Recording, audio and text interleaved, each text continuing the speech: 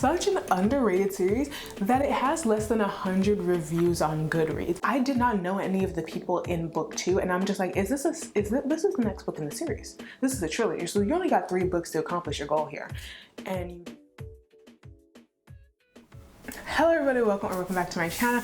I am CHIOMA, aka Chi, and today I'm going to be talking about the series that I want to finish in 2021. I am notorious for not finishing series, not just because I forget about them, but I love when series last as long as possible. But some of these series have lasted too long, so I have to finish them in 2021 because I also want to start a love series in 2021. So this is specifically 5 really underhyped series here on BooktTube in the Bookdiverse that no one ever talks about but me, and 2 series that you've probably heard of. So if you want to know some great underhyped series and also all the series that I want to finish in 2021, stay tuned. Okay, so the first series I have talked about in every other video here on my channel. I absolutely love it, and it's the Awakens series by Elise Kova. So I absolutely love this series. The series surrounds a girl who is just kind of a refugee of this world. So she is now working as a librarian's assistant in this world. And in this world, there exist humans that don't have magic, and it also exists people who do have magic powers.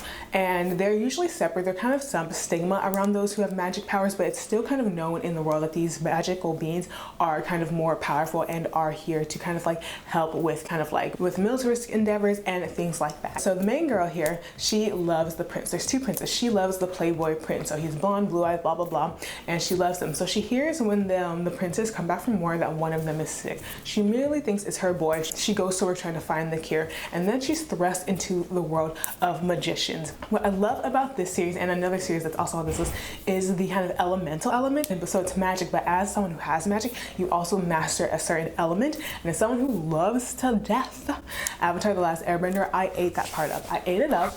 There is an enemies to lovers, or kind of like an enemies friends, trainee to lovers kind of romance in it that I absolutely love. I love the characters. New characters come in and out. I love it. Elise Kova does an amazing job with the series. I'm currently on the 3rd book, and I think there's 5 books in the series. There's also a spin-off series called Vortex Visions.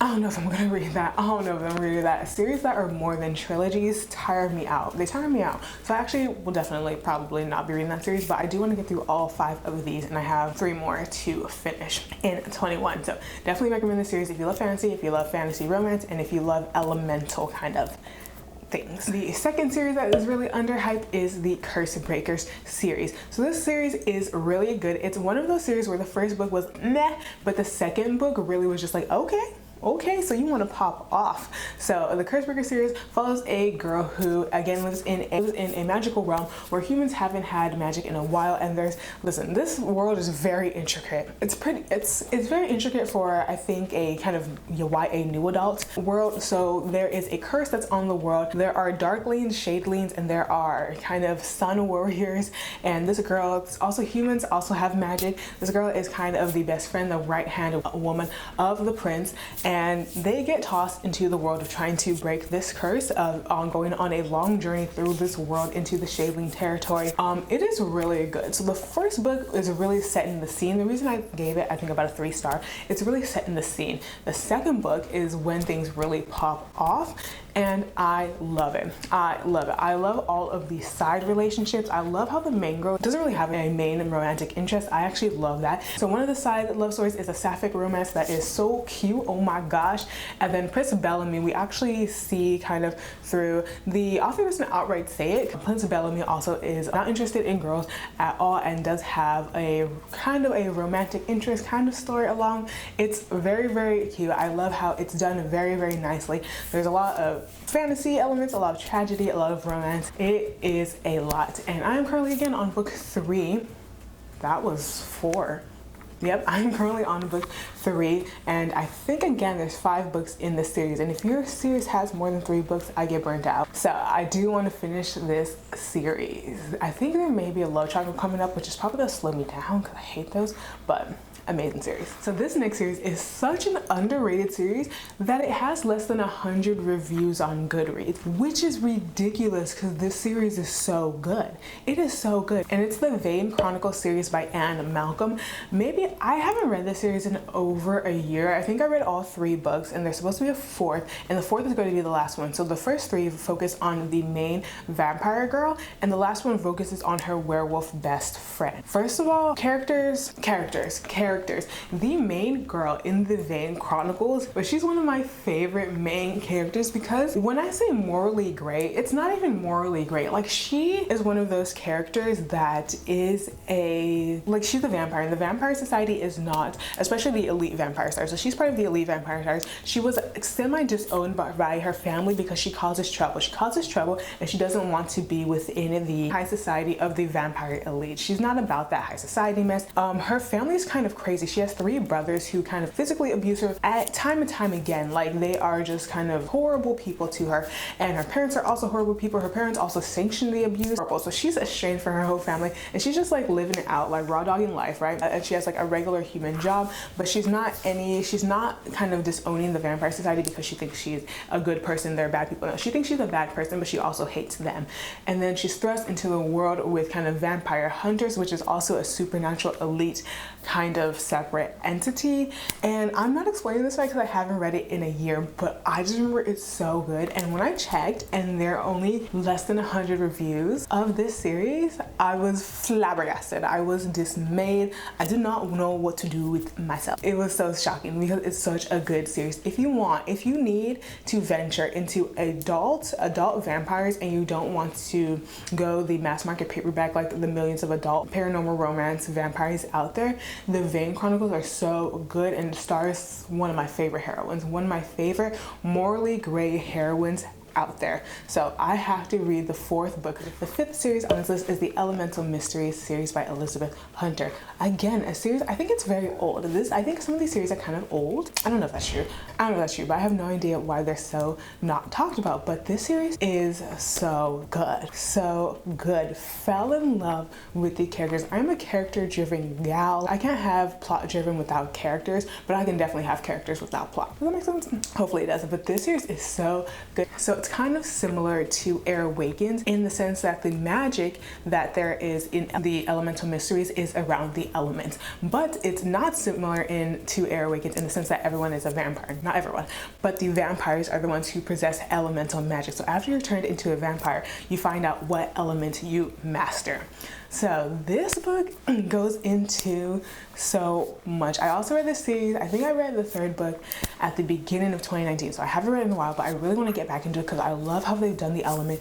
The magic and the power system is so interesting in this book. It's just so interesting because, again, it's around the elements, but it's done so interesting because everyone's still a vampire. And then it's really about this human girl who is a librarian, and then this professor who is kind of weird. She just finds him weird, like things be happening and it's just weird. And they're both thrown into a world of a revenge plot from like hundreds of years ago with like the man's son who is not really his son. It's really, really interesting. I know that was a horrible synopsis because I honestly don't remember. Sometimes I remember more that I loved the book, not more about why I loved it. If you catch my drift. Listen, just take my word for it. If you like a fantasy, the romance is slight in the 1st book or non-existent. In the 2nd book, it is more of a plot point. In the 2nd book, it's more about the individual character romance that kind of ensues. The 3rd book was, again, we're back to action. So I love this series. I need to finish it. I think there's 4 books in a novella. I'm on the 4th book, so I'm so excited to get back into this. So this is an unhonorable mention, and that is to the Magi Rising series by Ray Wagner. See, I read Ray Wagner, and I think it was a dual authorship for the Darkest Dray series. Love that series. All 3 books in that trilogy, 5 stars. This series, the Magi Rising series, or the Magi Rising series, the 1st book I think was good. It was a good 1st book. It was great, very, very interesting world building, extremely interesting and confusing magic system. Characters were very, very morally gray. I'm not gonna say morally gray characters because it wasn't really that. Characters that didn't know who they wanted to be, that's who it was. Characters that didn't know who they wanted to be. If they wanted to grow a backbone today or tomorrow, you wouldn't know. So that was really the characters. So I think book 1 set the scene for a good trilogy. book 2? When I tell you what was book 2, if you've ever read the Magi Rising series, let's talk. Because what was book 2? Book 2 made absolutely no sense in the series. So book 2, okay, listen, this is what book 2 should have either been a prequel or it should have never happened. To this day, because I have not read book 3 and I don't know if book 3 is even out, but I need to shut the door on this series. I have no idea what happens, and because of that, I just want to see how the author rectifies book 2, rectifies the fact that book 2 even happened, rectifies what was done. Because I'm gonna tell you, nothing happened. Zero happened, but not only zero happened, who were these people? Who are you? Where did you come from? Why are you here? I did not know any of the people in book 2, and I'm just like, this is the next book in the series. This is a trilogy, so you only got 3 books to accomplish your goal here. And you just wasted book 2 because it was confusing. It was confusing. It made no sense. And in the back of your mind as a reader, because it's book 2, as a reader who has read book 1, you're thinking like, okay, you're trying to make connections that the author is just not giving you. I'm like, okay, I can kind of see, like, this is what you're setting this up to be. But that's only if I'm reaching. That's only if I reach for the gods. If I reach for the moon, then I can make this connection. So book 2 was a shit show. It made no sense. The ending of it, I expected them to kind of wrap it around. So like, okay, the ending will tie it all back together. Didn't do that. Nope, I was asking for too much. That did not happen. It made no sense to me. And for mere curiosity, because I gave the first book, I think, 3 to 5, rounded up to a 4-star, maybe 3-star. I don't think it was a 4-star, it was probably 3-star. I gave the second book half a star, rounded up to 1, because it was nonsense. So I just want to see how the author recognized, because Ray Ragnar, again, said one of the authors in the Darkest Dray series. I love that trilogy. It's amazing. It's great. If you need a dark fantasy, go for that, because it's good. This is not, but I'm curious. So that's why this is an unhonorable mention. Now we're gonna throw it back. We're gonna throw it back to back in the day. So I want to finish the Morganville Vampire series. So this was one of the first series that I picked up after the book hangover that the Twilight series gave me. And I thought the only way to cure said hangover was to read more vampires. And honestly, I wasn't wrong. I was not wrong. Morganville Vampires did that. Morganville Vampires was that girl back in the day. I absolutely love this series. The series is by Rachel Caine. Rachel Caine did pass this year, and I absolutely love this series by her. It was one of the series where I actually realized that I didn't just like a few books here and there. I was really a reader. Like, I was really a reader, someone who could put down 10 books in 10 days. And I want to thank her. I absolutely love her series, and yeah, I just really want to thank her. And I finished, I think, at book 6 of the Morganville Vampires, and I said I usually get tired of books who have more than 3, but these books are so tiny. They're so tiny. They're like mass market paperback YA. They're so tiny, and it's really for the nostalgia of it. Really for the nostalgia. These books made me so happy. I love how much science was kind of woven into the books during the later books. I love that, and I just remember feeling so happy and excited reading these books, and also kind of emotional, because like I was a young adult and I had all the emotions. So I really want to finish the Morganville Vampires and have all the books and just love it. And the last series that I want to finish is gonna come to a shocker to, I don't know, the 15 of you that watch my unpopular opinions, but that is Vampire Academy.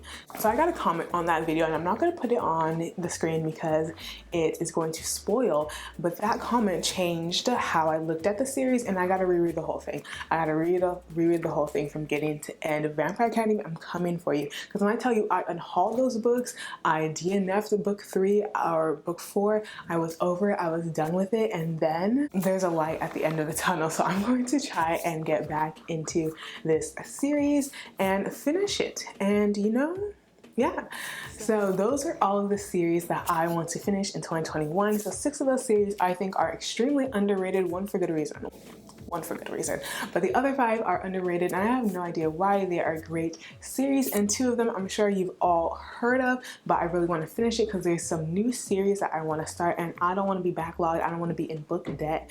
I don't want to have these series unfinished for the rest of my life.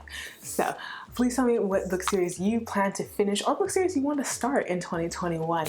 If you like this video, make sure to give it a thumbs up and subscribe, and I'll talk to you guys later.